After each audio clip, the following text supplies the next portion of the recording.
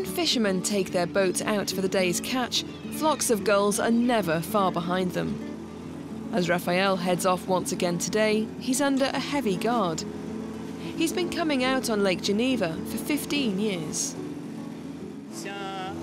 It's a special moment. When you're alone in the middle of the lake, with a light like this, I think we're very lucky. Like most evenings, he's come to cast out his 600 metres of drift net. Tomorrow at 6 a.m, he'll come back here to reel it in. Some 60 fishermen in total make their living from these waters, as they catch perch, trout and Arctic char. There have been some years where we've had to look a little harder for the fish and try our luck with the different species available to make the season worthwhile.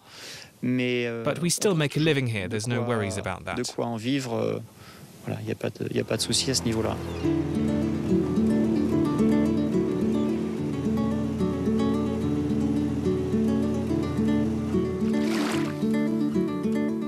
Those who are born and bred in this region all tell the same story.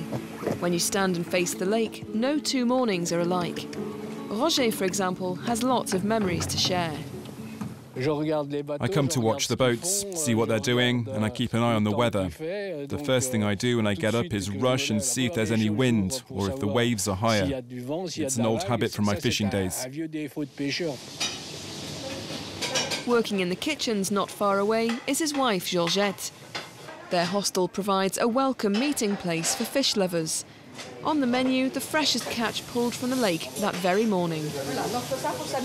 It can't just simmer, it has to cook on a high heat. Is it a good fish? Yeah, the char is the king of the lake. It's got a really superb flesh which holds together and is really very good. The dimensions of this crescent-shaped lake are impressive.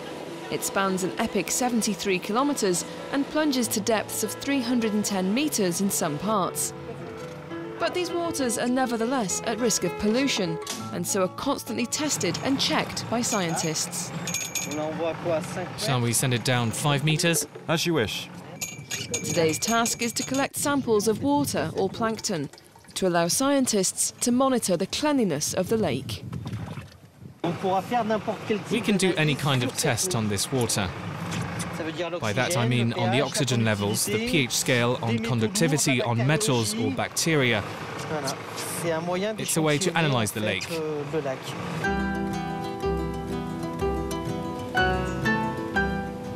Working out here never gets tiresome.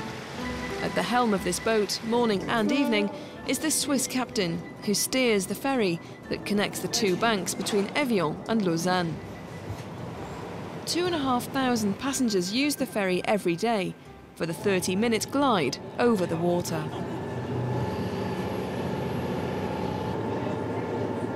I took the train and the metro in Paris for years, and it's now a joy to take this boat twice a day. But you're going to work?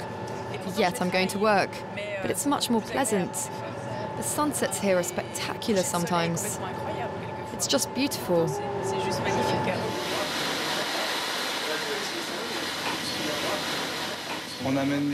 We take people over the border to Switzerland and ferry them back in the evening. It creates a sort of conviviality. For me personally, of all the trips to take out on the lake, this is my favourite. The morning really is special when you see the sunrise. Every day is different.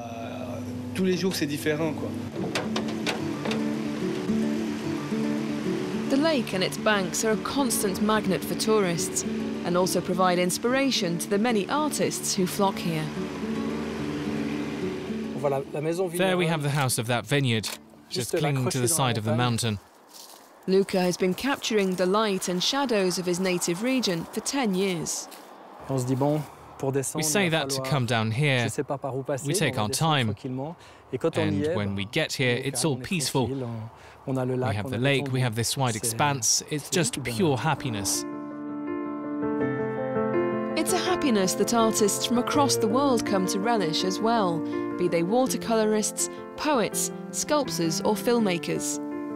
Among the most famous visitors have been the Swiss painter Ferdinand Hodler, Eugène Grasset, or the expressionist Oskar Kokoschka. Their works are all on display at the Art Museum in Vevey. This is a painting by Gustave Courbet that he did after arriving in Switzerland at the end of his life. He'd been charged with taking part in the Paris Commune and had to go into exile on the shores of Lake Geneva. These artists have all left their mark on this inland sea, lined with mountains and vineyards. Jean Cocteau once said, Lake Geneva is simply the enigma of heaven on earth.